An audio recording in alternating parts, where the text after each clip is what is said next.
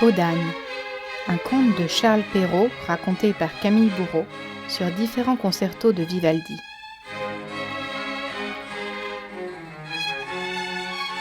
Il est des gens de qui l'esprit guindé sous un front jamais déridé ne souffre, n'approuve et n'estime que le pompeux et le sublime.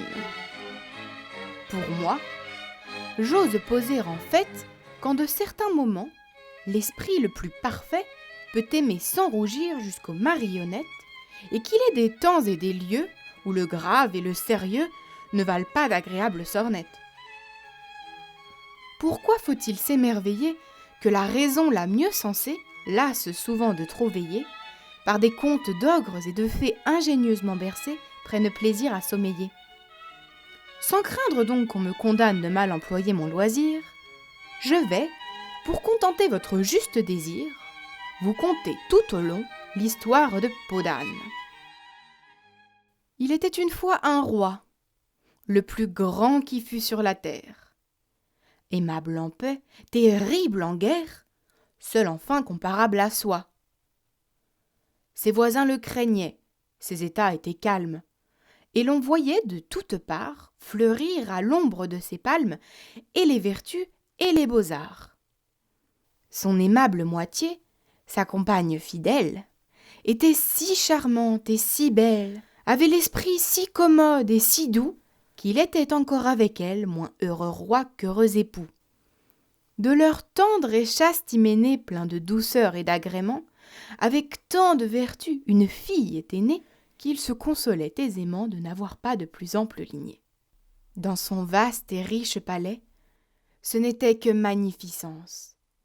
Partout y fourmillait une vive abondance de courtisans et de valets.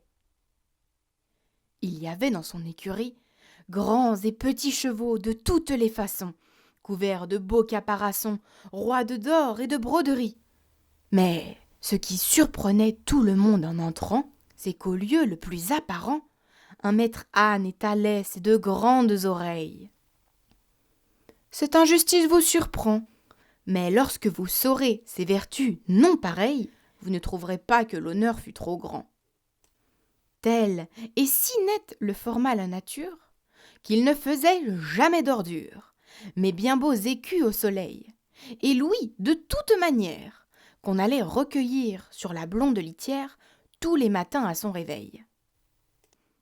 Or le ciel, qui parfois se lasse de rendre les hommes contents, qui toujours à ses biens mêle quelques disgrâces, ainsi que la pluie au beau temps, permit qu'une âpre maladie, tout à coup de la reine attaqua les beaux jours. Partout on cherche du secours, mais ni la faculté qui le grec étudie, ni les charlatans ayant cours ne purent tous ensemble arrêter l'incendie que la fièvre allumait en s'augmentant toujours. Arrivée à sa dernière heure, elle dit au roi son époux: « Trouvez bon qu'avant que je meure, j'exige une chose de vous. C'est que, s'il vous prenait envie de vous remarier quand je n'y serai plus... » « Ah, dit le roi, ces soins sont superflus, je n'y songerai de ma vie. Soyez en repos là-dessus. » « Je le crois bien, reprit la reine, si j'en prends à témoin votre amour véhément. Mais, pour m'en rendre plus certaine, je veux avoir votre serment, adouci toutefois par ce tempérament, que si vous rencontrez une femme plus belle, mieux faite et plus sage que moi, vous pourrez franchement lui donner votre foi et vous marier avec elle. » Sa confiance en ses attraits lui faisait regarder une telle promesse comme un serment, surpris avec adresse, de ne se marier jamais. Le prince jura donc, les yeux baignés de larmes, tout ce que la reine voulut.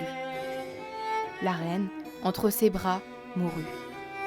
Et jamais un mari ne fit tant de vacarme. À l'ouïr sangloter, et les nuits et les jours, on jugea que son deuil ne lui durerait guère, et qu'il pleurait ses défuntes amours comme un homme pressé qui veut sortir d'affaire.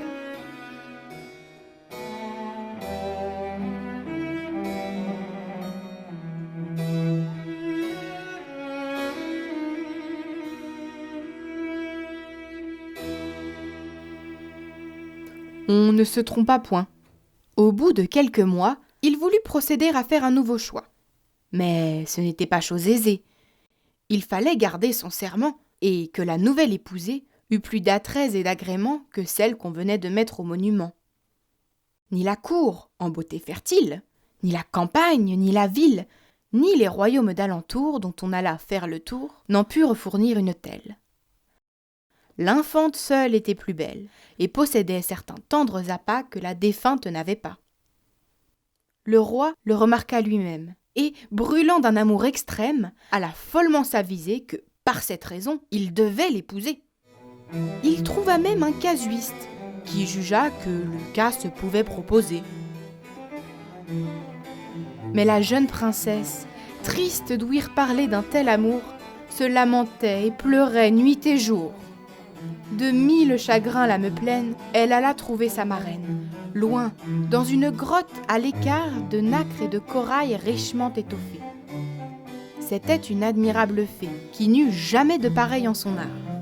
Il n'est pas besoin qu'on vous dise ce qu'était une fée en ces bienheureux temps, car je suis sûre que votre mie vous l'aura dit dès vos plus jeunes ans. « Je sais, dit-elle en voyant la princesse, ce qui vous fait venir ici. Je sais de votre cœur la profonde tristesse, mais avec moi, n'ayez plus de soucis. Il n'est rien qui puisse vous nuire, pourvu qu'à mes conseils vous vous laissiez conduire. Votre père, il est vrai, voudrait vous épouser. Écouter sa folle demande serait une faute bien grande. Mais, sans le contredire, on peut le refuser. Dites-lui qu'il faut qu'il vous donne, pour rendre vos désirs contents, avant qu'à son amour votre cœur s'abandonne, une robe qui soit de la couleur du temps. Malgré tout son pouvoir et toute sa richesse, quoique le ciel en tout favorise ses vœux, il ne pourra jamais accomplir sa promesse. » Aussitôt, la jeune princesse l'alla dire en tremblant à son père amoureux, qui, dans le moment, fit entendre aux tailleurs les plus importants que s'il ne lui faisait sans trop le faire attendre une robe qui fût de la couleur du temps, il pouvait s'assurer qu'il les ferait tous pendre. Le second jour ne luisait pas encore qu'on apporta la robe désirée. Le plus beau bleu de l'Empyrée n'est pas lorsqu'il est ceint de gros nuages d'or d'une couleur plus azurée. De joie et de douleur, l'infante pénétrée ne sait que dire, ni comment se dérober à son engagement. « Princesse, demandez-en une, lui dit sa marraine tout bas, qui, plus brillante et moins commune, soit de la couleur de la lune, il ne vous la donnera pas. » À peine la princesse en eut fait la demande, que le roi dit à son brodeur que l'astre de la nuit n'est pas plus de splendeur, et que dans 4 jours sans faute on me la rende. Le riche habillement fut fait au jour marqué, tel que le roi s'en était expliqué. Dans les cieux, où la nuit a déployé ses voiles, la lune est moins pompeuse en sa robe d'argent, lors même qu'au milieu de son cours diligent, sa plus vive clarté fait pâlir les étoiles.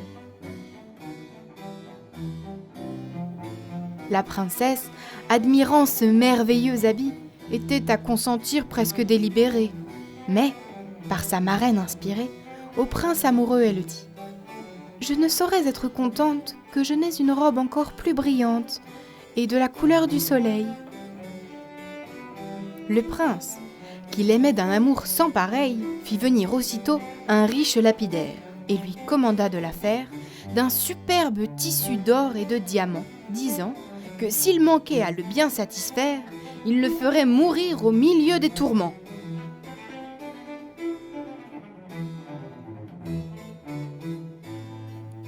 Le prince fut exempt de s'en donner la peine, car l'ouvrier industrieux, avant la fin de la semaine, fit apporter l'ouvrage précieux. Si beau, si vif, si radieux que le blond amant de Clymène, lorsque sur la voûte des cieux dans son char d'or il se promène, d'un plus brillant éclat n'éblouit pas les yeux. L'infante, que ses dons achèvent de confondre, à son père, à son roi, ne sait plus que répondre. Sa marraine aussitôt la prenant par la main. « Il ne faut pas, lui dit-elle à l'oreille, demeurer en si beau chemin?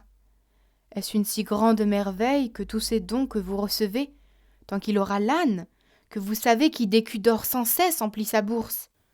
Demandez-lui la peau de ce rare animal.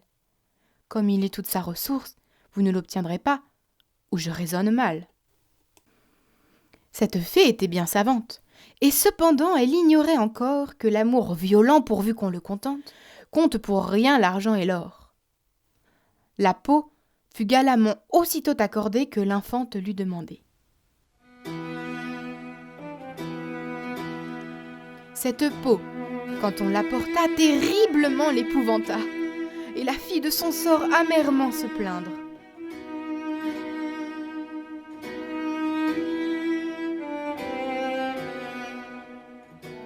Sa marraine survint et lui présenta que, quand on fait le bien, on ne doit jamais craindre, qu'il faut laisser penser au roi qu'elle est tout à fait disposée à subir avec lui la conjugale loi, mais qu'au même moment, seule et bien déguisée, il faut qu'elle s'en aille en quelque état lointain, pour éviter un mal si proche et si certain.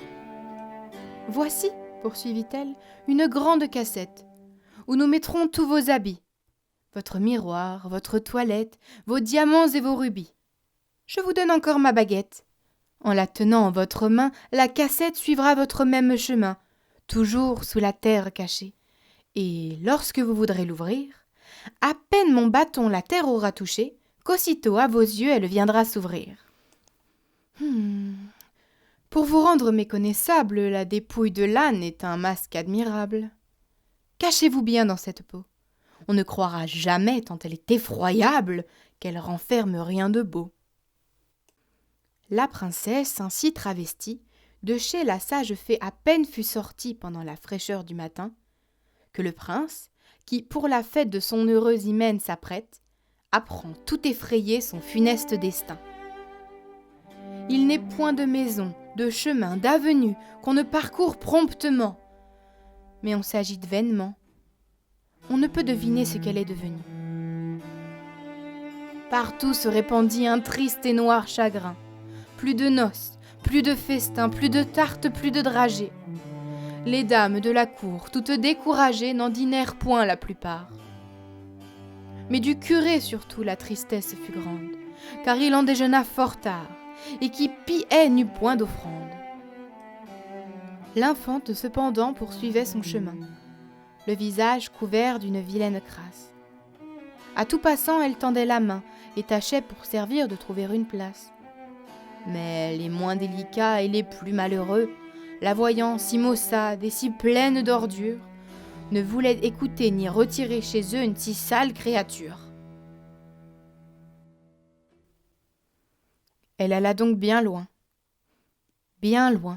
encore plus loin. Enfin, elle arriva dans une métairie où la fermière avait besoin d'une souillon, dont l'industrie alla jusqu'à bien laver des torchons et nettoyer l'auge aux cochons. On la mit dans un coin au fond de la cuisine, où les valets insolentes vermines ne faisaient que la tirailler, la contredire et la railler. Ils ne savaient quelle pièce lui faire, la harcelant à tout propos. Elle était la butte ordinaire de tous leurs quolibets et de tous leurs bons mots. Elle avait le dimanche un peu plus de repos, car ayant du matin fait sa petite affaire, elle entrait dans sa chambre et tenant son huis clos, elle se décrassait, puis ouvrait sa cassette, mettait proprement sa toilette, rangeait dessus ses petits pots. Devant son grand miroir, contente et satisfaite, de la lune tantôt la robe elle mettait, tantôt celle où le feu du soleil éclatait, tantôt la belle robe bleue que tout l'azur des cieux ne saurait égaler, avec ce chagrin seul que leur traînante queue sur le plancher trop court ne pouvait s'étaler. Elle aimait à se voir jeune, vermeille et blanche, et plus brave cent fois que nul autre n'était. Ce doux plaisir la sustentait et la menait jusqu'à l'autre dimanche.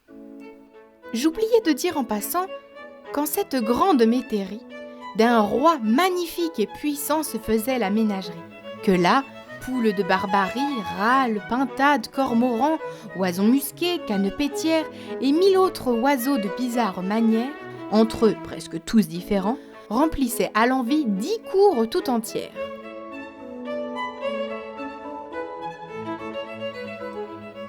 Le fils du roi, dans ce charmant séjour, venait souvent au retour de la chasse, se reposer, boire à la glace avec les seigneurs de sa cour. Tel ne fut point le Bocéphale. Son air était royal, sa mine martiale, propre à faire trembler les plus fiers bataillons. Podane, de fort loin, le vit avec tendresse, et reconnut par cette hardiesse que, sous sa crasse et ses haillons, elle gardait encore le cœur d'une princesse.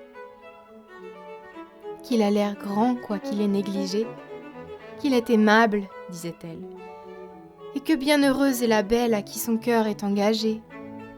D'une robe de rien, s'il m'avait honorée, je m'en trouverais plus parée que toutes celles que j'ai. Un jour, le prince errant à l'aventure de basse-cour en basse-cour passa dans une allée obscure où de Podane était l'humble séjour. Par hasard, il mit l'œil au trou de la serrure. Comme il était fête ce jour, elle avait pris une riche parure, et ses superbes vêtements, qui, tissus de fin or et de gros diamants, égalaient du soleil la clarté la plus pure. Le prince, au gré de son désir, la contemple, et ne peut qu'à peine en la voyant reprendre haleine, tant il est comblé de plaisir. Quels que soient les habits, la beauté du visage, son beau tour, sa vive blancheur, ses traits fins, sa jeune fraîcheur, le touchent 100 fois davantage. Mais un certain air de grandeur, plus encore, une sage et modeste pudeur, des beautés de son âme assurait témoignage, s'emparèrent de tout son cœur. 3 fois, dans la chaleur du feu qui le transporte, il voulut enfoncer la porte. Mais, croyant voir une divinité, 3 fois par le respect son bras fut arrêté. Dans le palais, pensif, il se retire, et la nuit et le jour, il soupire. Il ne veut plus aller au bal, quoi qu'on soit dans le carnaval. Il hait la chasse, il hait la comédie, il n'a plus d'appétit, tout lui fait mal au cœur. Et le fond de sa maladie est une triste et mortelle langueur. Il s'enquit quelle était cette nymphe admirable qui demeurait dans une basse cour, au fond d'une allée effroyable où l'on ne voit goutte en plein jour. « C'est, lui dit-on, Podane, en rien nymphe ni belle, et que Podane l'on appelle à cause de la peau qu'elle met sur son cou. De l'amour, c'est le vrai remède, la bête en un mot la plus laide qu'on puisse voir après le loup. » On a beau dire, il ne saurait le croire. Les traits que l'amour a tracés, toujours présents à sa mémoire, n'en seront jamais effacés. Cependant, la reine, sa mère, qui n'a que lui d'enfant, pleure et se désespère de déclarer son mal, elle le presse en vain. Il gémit, il pleure, il soupire.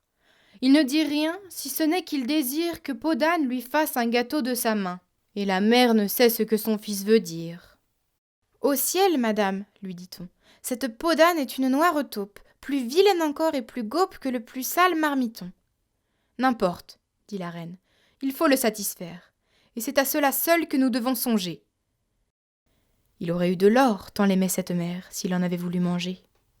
Podane, donc, prend sa farine, qu'elle avait fait bluter exprès pour rendre sa pâte plus fine, son sel, son beurre et ses œufs frais, et, pour bien faire sa galette, s'enferme seule en sa chambrette. D'abord elle se décrassa, les mains, les bras et le visage, et prit un corps d'argent que vite elle lassa, pour dignement faire l'ouvrage, qu'aussitôt elle commença. On dit qu'en travaillant un peu trop à la hâte, de son doigt, par hasard, il tomba dans la pâte un de ses anneaux de grand prix. Mais ceux qu'on tient savoir le fin de cette histoire assurent que par elle, exprès, il y fut mis. Et pour moi, franchement, je l'oserais bien croire. Fort sûr que, quand le prince à sa porte aborda et par le trou la regarda, elle s'en était aperçue. Sur ce point, la femme est si drue et son œil va si promptement qu'on ne peut la voir un moment qu'elle ne sache qu'on l'a vue. Je suis bien sûre encore, et j'en ferai serment, qu'elle ne douta point que de son jeune amant la bague ne fût bien reçue. On ne pétrit jamais un si friand morceau. Et le prince trouva la galette si bonne qu'il ne s'en fallut rien que d'une faim gloutonne, il n'avala aussi l'anneau. Quand il en vit l'émeraude admirable, et du jonc d'or le cercle étroit qui marquait la forme du doigt, son cœur en fut touché d'une joie incroyable. Sous son chevet il le mit à l'instant, et son mal toujours augmentant, les médecins, sages d'expérience, en le voyant maigrir de jour en jour, jugèrent tous, par leur grande science, qu'il était malade d'amour. Comme l'hymen, quelque mal qu'on ne dise, est un remède exquis pour cette maladie, on conclut à le marier. Il s'en fit quelque temps prier, puis dit « Je le veux bien, pourvu que l'on me donne en mariage la personne pour qui cet anneau sera bon. » À cette bizarre demande de la reine et du roi, la surprise fut grande, mais il était si mal qu'on n'osa dire non. Voilà donc qu'on se met en quête de celle que l'anneau, sans nul égard du sang, doit placer dans un si haut rang. Il n'en est point qui ne s'apprête à venir présenter son doigt, ni qui veuille céder son droit.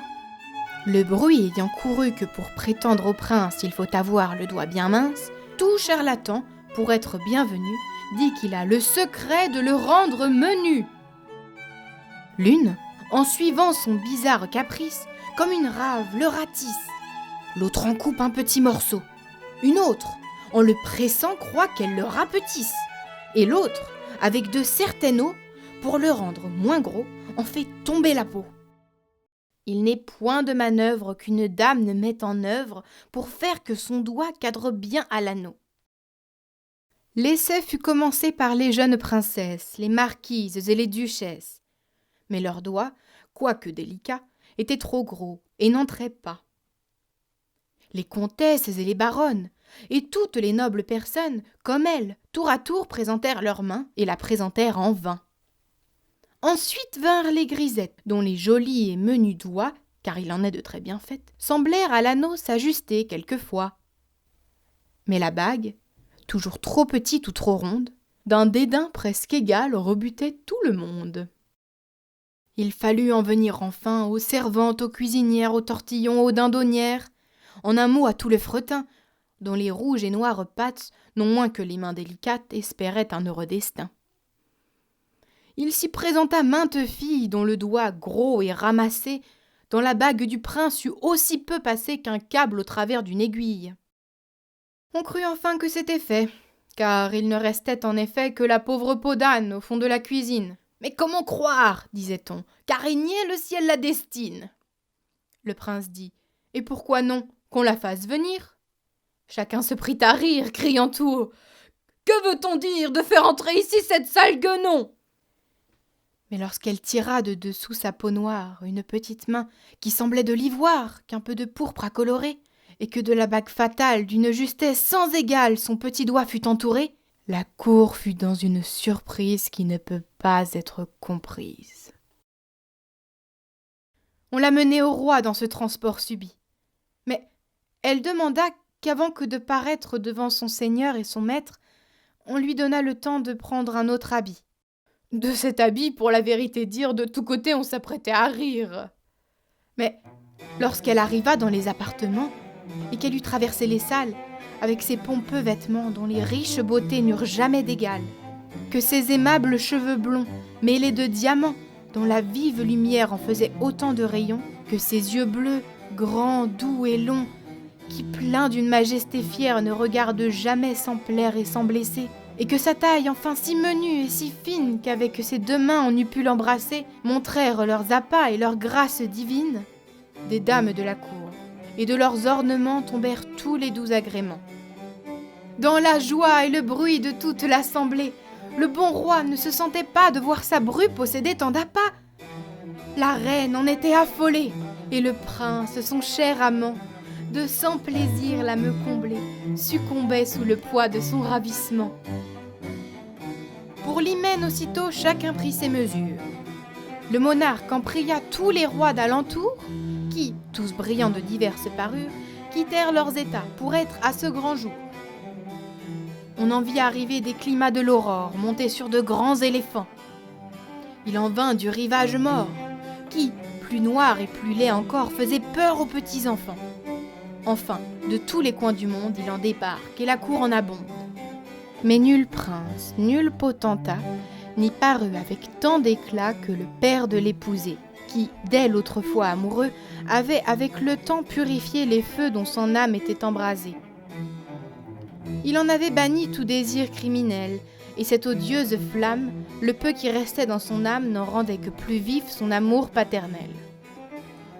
Dès qu'il la vit, « Que béni soit le ciel qui veut bien que je te revoie, ma chère enfant !» dit-il, et, tout en pleurant de joie, courut tendrement l'embrasser. Chacun à son bonheur voulut s'intéresser, et le futur époux était ravi d'apprendre que d'un roi si puissant il devenait le gendre. Dans ce moment, la marraine arriva, qui raconta toute l'histoire, et par son récit acheva de combler Podane de gloire. Il n'est pas malaisé de voir que le but de ce conte est qu'un enfant apprenne qu'il vaut mieux s'exposer à la plus rude peine que de manquer à son devoir, que la vertu peut être infortunée, mais qu'elle est toujours couronnée, que contre un fol amour et ses fougueux transports, la raison la plus forte est une faible digue, et qu'il n'est point de si riche trésor dont un amant ne soit prodigue, que de l'eau claire et du pain bis suffisent pour la nourriture de toute jeune créature, pourvu qu'elle ait de beaux habits, que sous le ciel il n'est point de femelle qui ne s'imagine être belle, et qui souvent ne s'imagine encore que si des trois beautés la fameuse querelle s'était démêlée avec elle, elle aurait eu la pomme d'or. Le conte de Podane est difficile à croire, mais tant que dans le monde on aura des enfants, des mères et des mères grands, on en gardera la mémoire.